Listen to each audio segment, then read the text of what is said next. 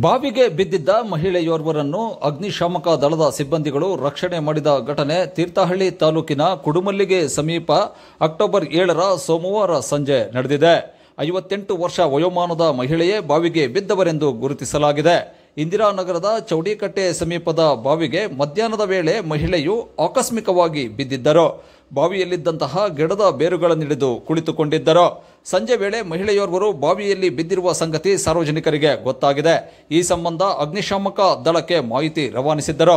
ಸ್ಥಳಕ್ಕಾಗಮಿಸಿದ ಅಗ್ನಿಶಾಮಕ ದಳದ ತಂಡ ಸ್ಥಳೀಯರ ನೆರವಿನೊಂದಿಗೆ ಬಾವಿಯಿಂದ ಮಹಿಳೆಯನ್ನು ಮೇಲಕ್ಕೆತ್ತುವಲ್ಲಿ ಸಫಲವಾಗಿದೆ.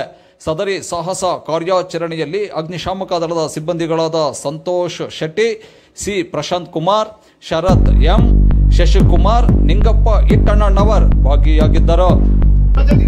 ಸ್ವಲ್ಪ